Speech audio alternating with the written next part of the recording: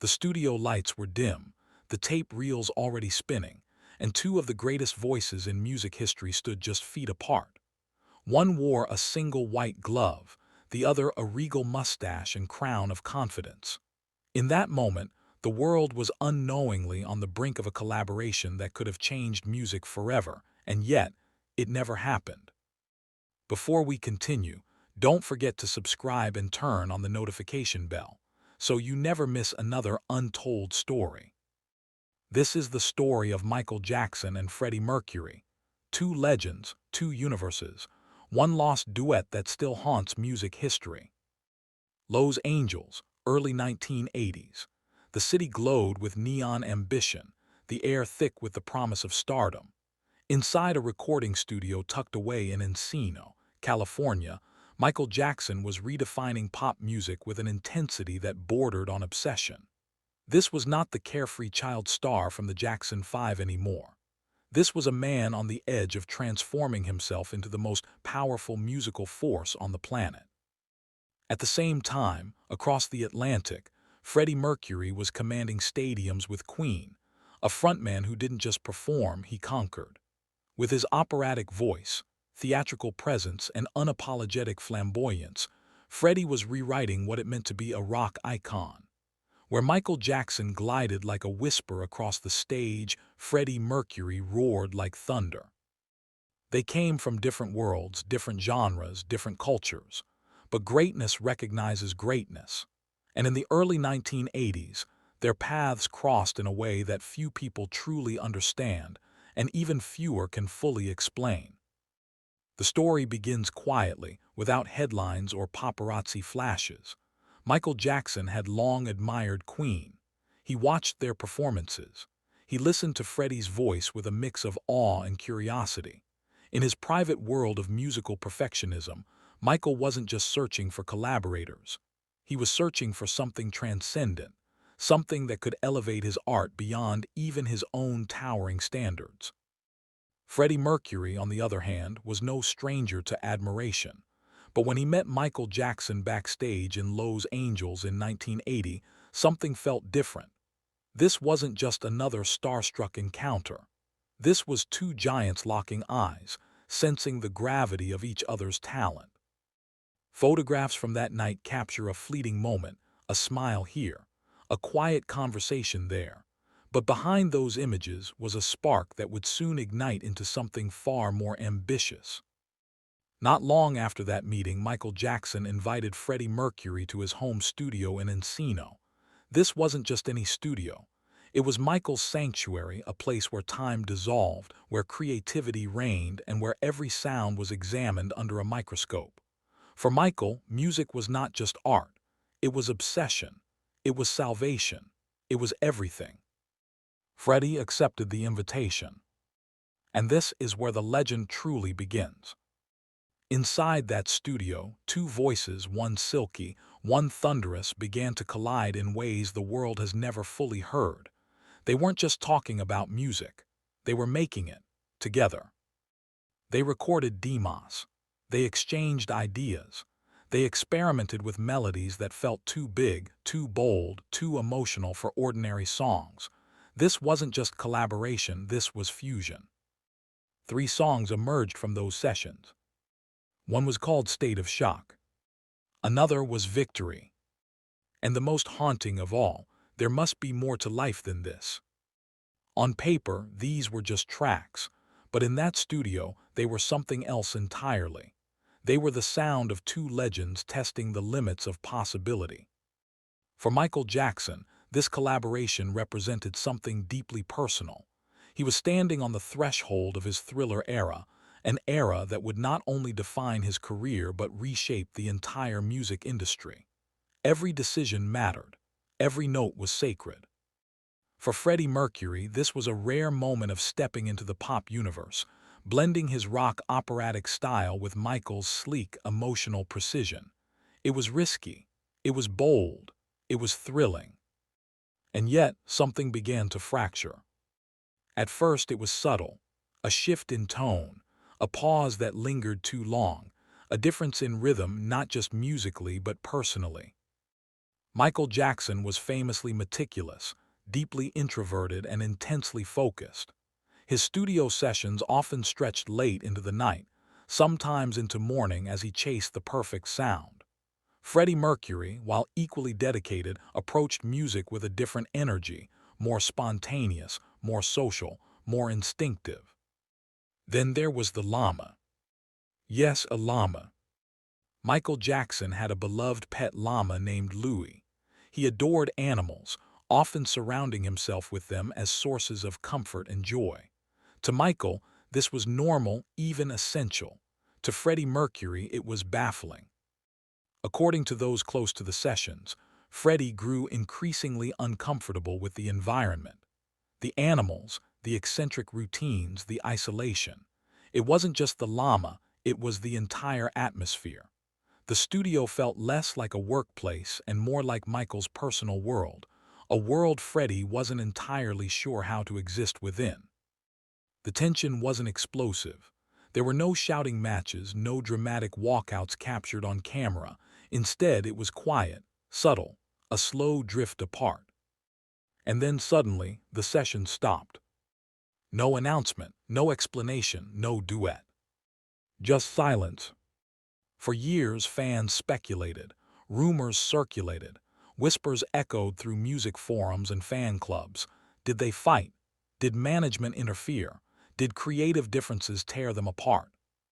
The truth, like most legendary stories, is layered. On one level, scheduling conflicts played a role. Both artists were in high demand.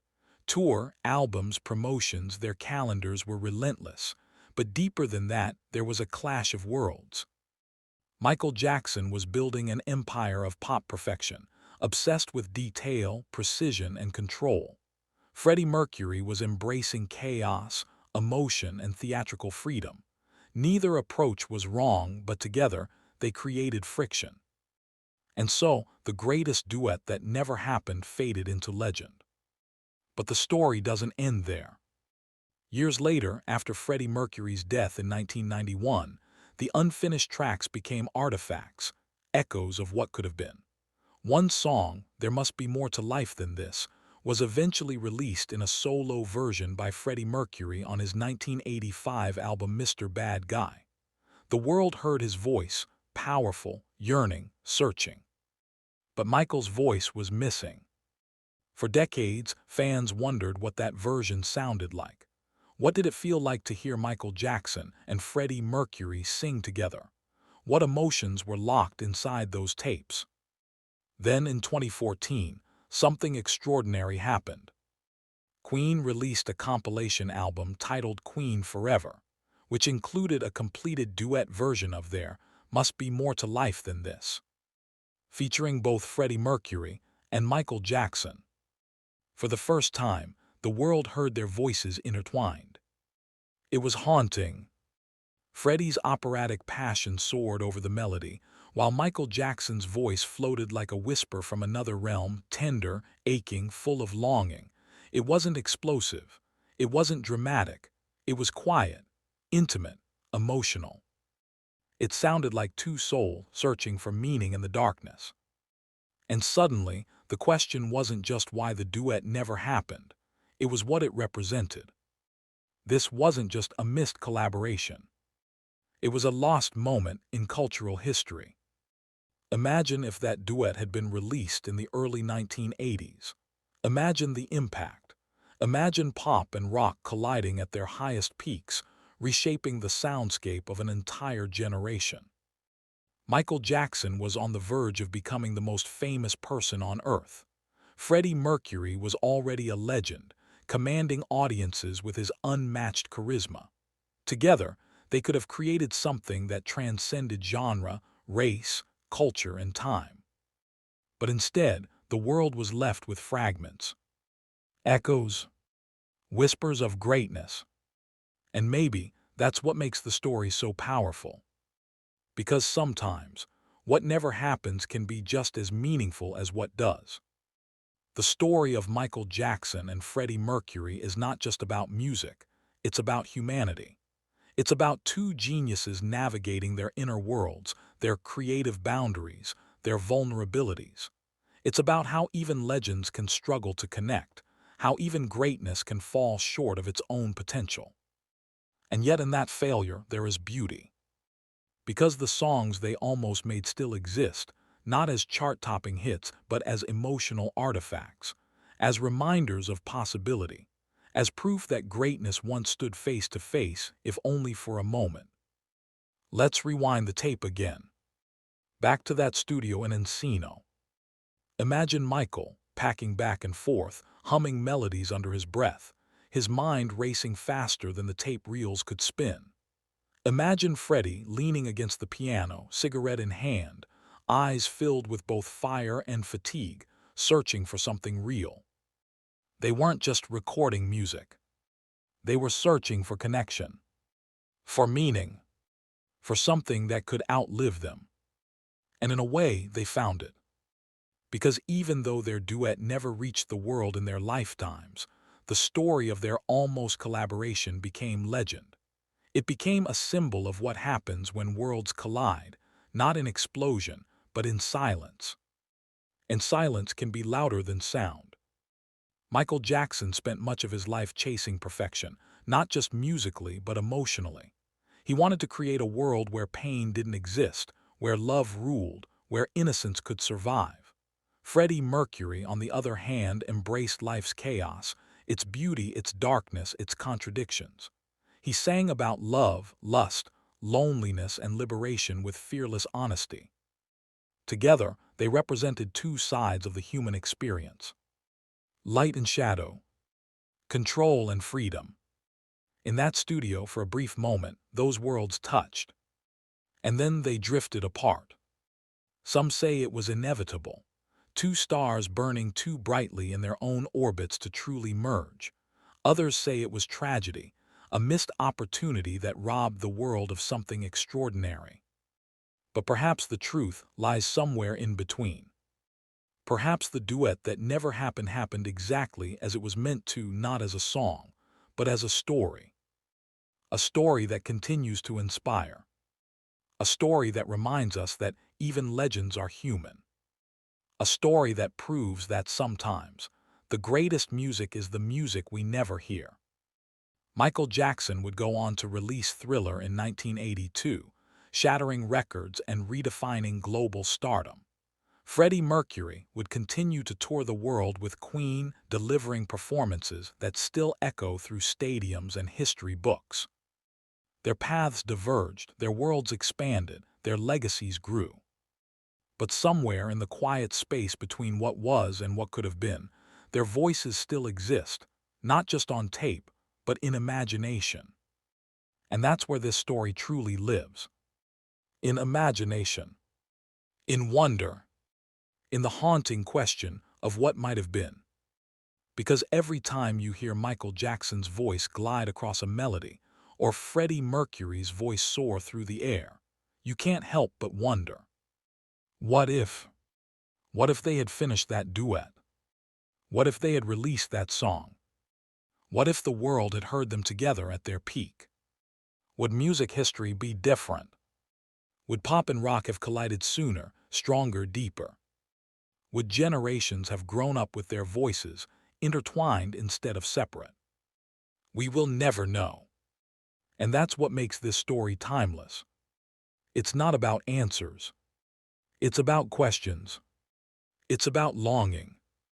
It's about the fragile nature of collaboration, connection, and creativity. And above all, it's about two legends, Michael Jackson and Freddie Mercury, who stood on the edge of greatness together, but ultimately walked their own paths. Yet even in separation, they remain connected. Connected through myth. Connected through memory. Connected through the music they almost made. And maybe, just maybe, that's enough. Because sometimes, the most powerful stories are not the ones with endings, but the ones that linger, unresolved in the hearts of those who listen. So the next time you hear Michael Jackson's voice, or Freddie Mercury's voice, remember this story. Remember that somewhere, once upon a time, they stood in the same room. They sang the same melodies. They shared the same air. And for a brief, fleeting moment, music history held its breath. And yet, the story of Michael Jackson and Freddie Mercury does not truly end there, because some stories refuse to stay buried. Some echoes are too powerful to fade. Some silences are too loud to ignore. The lost duet became more than just a footnote in music history. It became a myth whispered among producers, collectors, engineers, and die-hard fans who believed that somewhere, deep inside a vault, the truth still lived on magnetic tape. And in that myth, hope survived. For years, people close to both artists spoke in fragments. A sound engineer here, a studio assistant there. Each offered a piece of the puzzle but never the whole picture. One said Michael Jackson had been ecstatic about the sessions. Another said Freddie Mercury left frustrated. Some insisted the recordings were brilliant. Others said they were unfinished, raw, emotional, almost too personal to release. But all agreed on one thing. Something extraordinary happened in that studio. To understand the emotional gravity of that moment, we must first understand where Michael Jackson was in his life, not just musically, but psychologically. By the early 1980s, Michael had already lived several lifetimes. He had been a child prodigy, a teenage superstar, and a young adult navigating fame with a mixture of awe and trauma. The world saw the glitter, the sequins, the moonwalk. But behind the stage lights was a man haunted by childhood loss, searching for safety, love, and meaning. Music was his sanctuary. It was where he could control chaos, where pain could be transformed into beauty, where the world made sense. And in Freddie Mercury, Michael saw something rare, not just talent, but courage. Freddie didn't hide behind perfection. He embraced imperfection. He didn't mask his emotions. He amplified them. He didn't seek control. He sought release. This difference fascinated Michael. Freddie, in turn, saw something equally compelling in Michael Jackson. He saw a man who carried the weight of the world on his shoulders, yet moved with the grace of a child. He saw vulnerability wrapped in superstardom. He saw discipline wrapped in magic. Their collaboration wasn't just musical, it was psychological. Two artists searching for what the other possessed. Michael wanted freedom. Freddie wanted precision. And for a moment, they thought they could give it to each other. But that moment was fragile. In those studio sessions, Michael Jackson reportedly arrived early and stayed late, replaying takes, adjusting harmonies, chasing something he could feel but not quite touch. Freddie Mercury, on the other hand, thrived on spontaneity. He preferred to capture emotion in the moment, not dissect it. One voice wanted to polish the diamond. The other wanted to let it remain raw. Neither approach was wrong. But together, they created tension. Not anger, not hatred, just misalignment. And sometimes, misalignment is enough to derail even the greatest potential. Still, the recordings existed. 3 songs, 3 echoes of what could have been. One of them, Victory, was meant to be an anthem, bold, triumphant, larger than life. It was a song that reflected both Michael's obsession with greatness and Freddie's love for theatrical spectacle. But the track never reached completion. It was shelved, forgotten, buried beneath the weight of other projects. Another, State of Shock, carried more energy, more aggression. It was electric, intense, almost confrontational, a song that demanded 2 powerful voices to clash rather than blend. But once the collaboration ended, Michael reworked it. The Jacksons recorded it with Mick Jagger instead, and the world heard a version that was successful but different. Because in another universe, in another timeline, that voice would have been Freddie Mercury's. And then there must be more to life than this. This was the heart of the collaboration. This was the soul. This was the song that didn't scream, it whispered. It didn't demand attention, it asked questions. It wasn't about fame or victory or power. It was about longing, about emptiness, about searching for meaning in a world that offers everything but peace. And perhaps that's why this song survived. Because it wasn't just music. It was confession. It was vulnerability. It was truth. In that song, Michael Jackson didn't sing as a superstar. He sang as a human being. And Freddie Mercury didn't perform as a rock god. He sang as a man searching for something real. That's why, when the duet version finally surfaced decades later, it felt less like a song and more like a conversation between two souls across time. But to truly understand the emotional weight of that moment, we must return to the years after their collaboration fell apart. Years filled with triumph, tragedy, and transformation. For Michael Jackson, the release of Thriller in 1982 marked the beginning of an era that has never been replicated. The album shattered every expectation. It broke records, crossed borders, and turned Michael into a global phenomenon. He wasn't just famous. He was universal. Children, adults, people from every culture and background, all moved to the same beat. And yet behind that success, Michael grew increasingly isolated. The higher he climbed, the further he drifted from normal life. Fame became a fortress. And inside that fortress, Michael searched for connection, but often found only echoes. Freddie Mercury's journey took a different path. He continued to tour the world with Queen delivering performances that remain legendary. Live Aid in 1985, Wembley Stadium, the thunderous chants, the roaring crowds. Freddie didn't just command audiences, he electrified them. But behind the stage, Freddie carried secrets. A diagnosis, a fear, a reality he wasn't ready to share. And as the years passed, his voice grew even more powerful, even more emotional, as if he knew time was running out. Both men were ascending. Both were transforming. Both were fighting invisible battles. And yet, neither reached out to the other again. Not publicly. Not privately. Not musically. Their collaboration remained a closed chapter. Until it was. The world changed. Music changed. The internet emerged. Archives were opened. And suddenly, fans began to ask questions again. What really happened between Michael Jackson and Freddie Mercury? Were there more recordings? Were there unreleased tapes? Were there letters, conversations, unfinished projects? Producers, engineers, and insiders began to speak. Not loudly, not dramatically, but honestly. They spoke of sessions filled with laughter, creativity, curiosity. They spoke of moments where Michael and Freddie truly connected, not as celebrities, but as artists. They spoke of harmonies that made the room fall silent. They spoke of takes that felt magical. And they spoke of the sadness when it ended.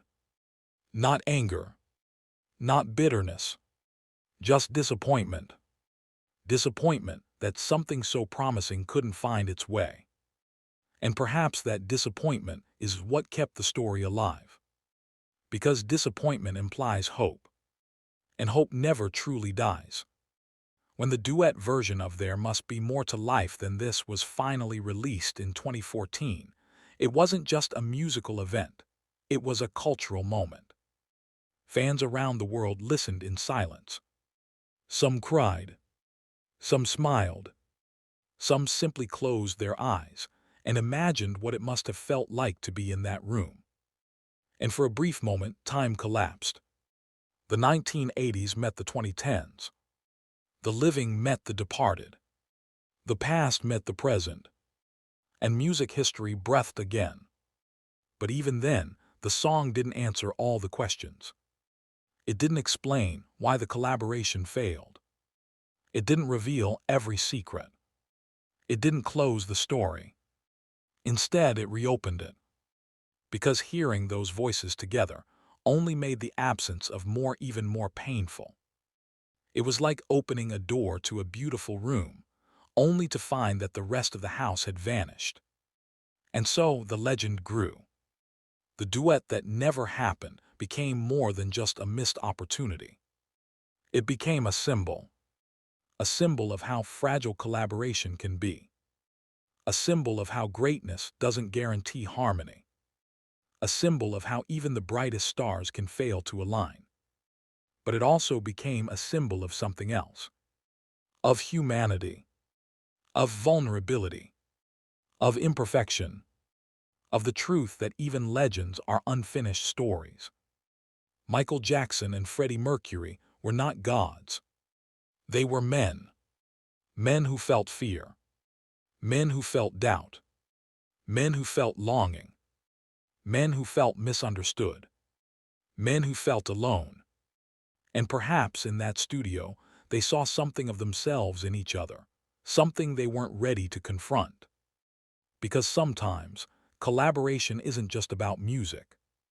Sometimes it's about confronting your own reflection. And that can be terrifying.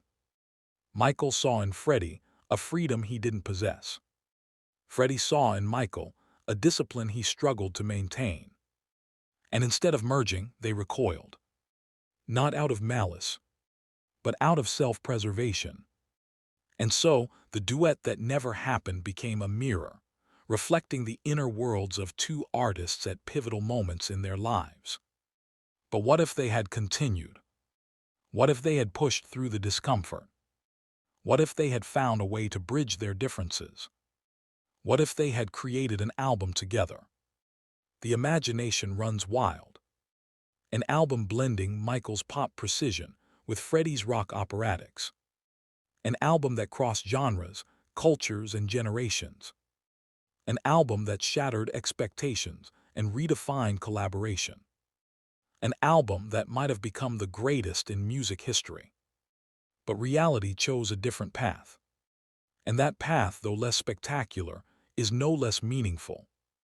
Because sometimes, the stories we don't live shape us just as much as the ones we do. Michael Jackson would go on to explore collaboration in other ways, with artists like Paul McCartney, Stevie Wonder, Slash, and countless others. Each collaboration revealed a different side of him, but none carried the same mythic weight as the one with Freddie Mercury. Because Freddie wasn't just another collaborator. He was a counterpart, a rival, a reflection. And perhaps that's why their story continues to resonate. Because it's not just about music. It's about identity. It's about difference. It's about connection. It's about the struggle to reconcile who you are with who you want to be.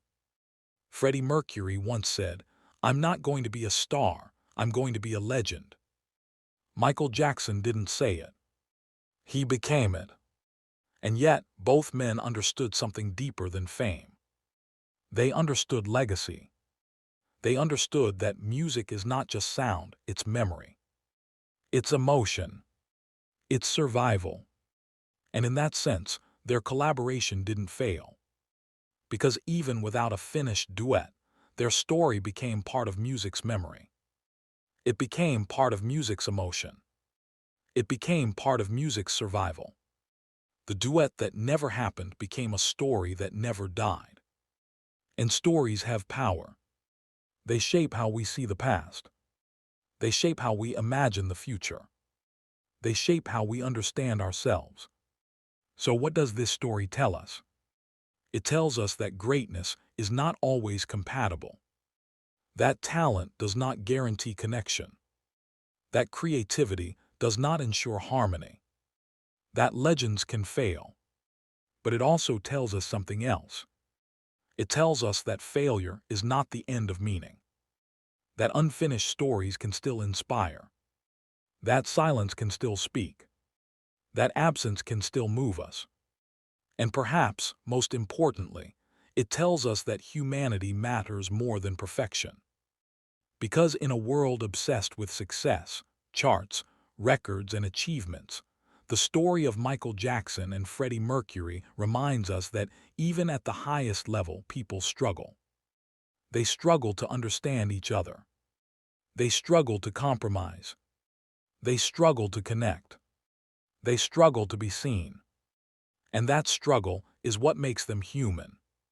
Not their fame, not their talent, not their legacy. Their struggle. And in that struggle, we see ourselves. We see our own missed connections, our own lost opportunities, our own what-ifs, our own unanswered questions. And maybe that's why this story resonates so deeply. Because it's not just their story. It's ours. We all have a duet that never happened. A conversation that never took place. A relationship that never fully formed. A dream that never came true. A path we didn't take. And we all carry that with us. But that doesn't mean our lives are incomplete. It means our lives are complex. It means our stories are layered. It means our journeys are human. And in that sense, the story of Michael Jackson and Freddie Mercury is not a tragedy.